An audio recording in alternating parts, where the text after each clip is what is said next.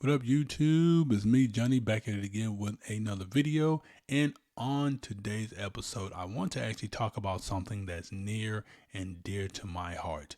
Okay, well, maybe not near and dear to my heart, but I still think it's something that needs to be discussed. And that is how I believe that Marvel can get back to making those outstanding movies that we have long remembered them for. When we look at some of the events that ended in Phase 4 and even some of the stuff that we've seen take place in Phase 5, and with the upcoming The Marvels movie coming out later this year in November. I think that's the next big Marvel thing. Well, there's also Loki season 2, but as far as movie goes, The Marvels. And I want to bring up three factors that I believe can help Marvel kind of rebound and recapture some of the magic that I believe Marvel had, and some things that they could also improve upon to also help keep that sustainability with their product. Now, before I dive into this too deep, please, if you enjoy this content you're listening to here, for me, like the video, subscribe to the page, hit that notification bell so anytime a new video drops, you will be notified. But without further ado, let me dive into this. So it's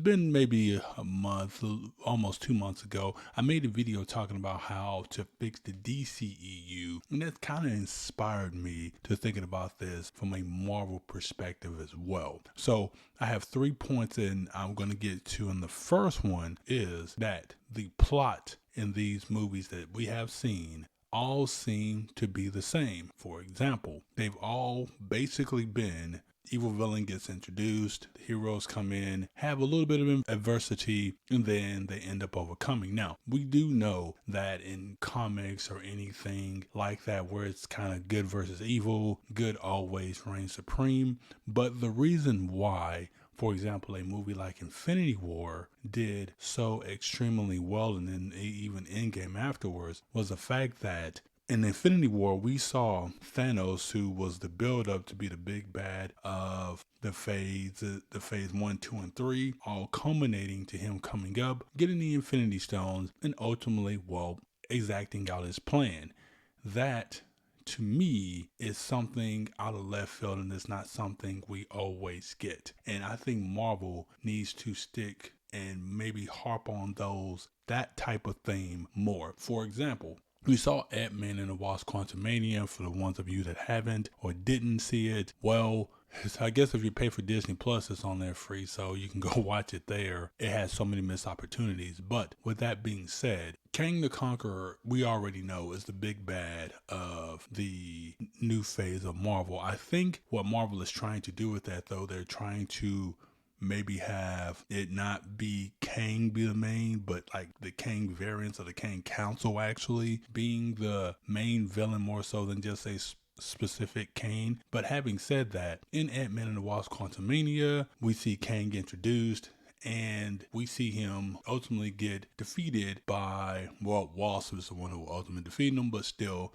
between Ant-Man and the Wasp. And now we're supposed to then somehow take his character seriously when other Avengers who are a lot more powerful than those two come up.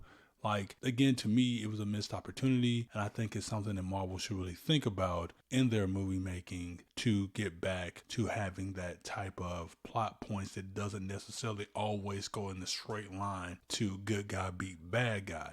Speaking of that, that actually leads me to my second point, which is something that Marvel has been routinely doing and has done since the start of making their movies, and that is killing off their villains. And I believe they need to stop killing their villains. For example, in the movie that came out, Thor Love and Thunder, we got to see one of my favorite villains in all of Marvel, Thor the God Butcher. And besides the fact that he was butchering and only butchered one god and he was butchering no gods after that, we saw his character basically die off.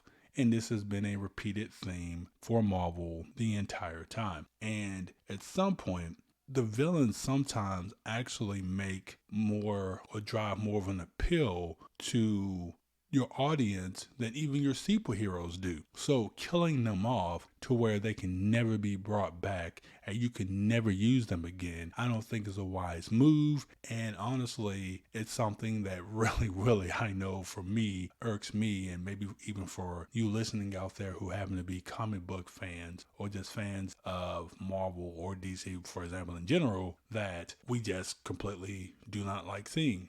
It didn't, the comics with a lot of characters, they tend to basically stay alive, but if Marvel finds a way to bring them back, and look, with the multiverse, I guess anything's possible nowadays. So they could bring back some villains that has been killed off, but I think they should stop doing that. It could help them out a great deal.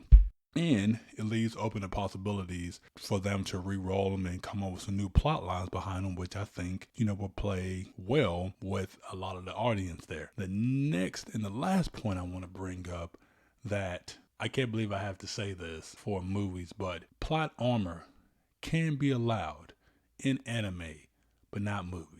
For example, so for anybody listening that doesn't know what plot armor is, plot armor essentially is where the superhero or the main protagonist, if you will, should lose, but something wonky happens and they end up winning. Kind of like, for example, if you think Naruto and the Chunin Exams versus Neji, or if you think about in the Tournament of Power when you had Vegeta overcome Topple, or even Android 17 being able to all of a sudden train and be on par with Super Saiyan Blue Goku, stuff like that, right? Plot armor. Now, in movies, it is not needed. And I'm going to give y'all a perfect example of this. So in Ant-Man and the Wasp, so we saw how Kang was basically overthrowing them, and the next thing you know, the ants somehow help them win. Here's the plot armor behind it. When the ants go through it, sorry, I guess I should say spoilers, but I mean, at this point, if you haven't seen the movie, you don't want to see it. So the ants go through the same quantum realm as them, right? They get shrink down, but the ants somehow actually remain their earthly size. So when they get down to the quantum realm, they're just as big.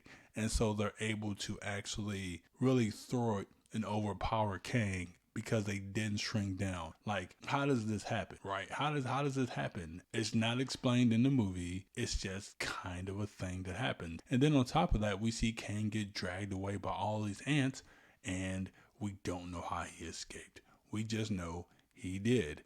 Again, plot armor. It's just out there. Also, for example, and we've seen this time and time again, even in the Marvel TV shows, where plot armor happens, especially with these latest ones.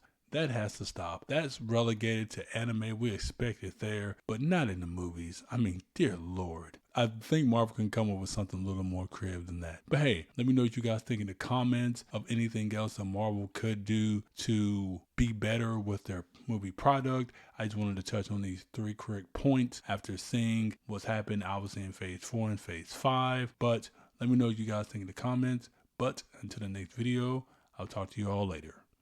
Peace.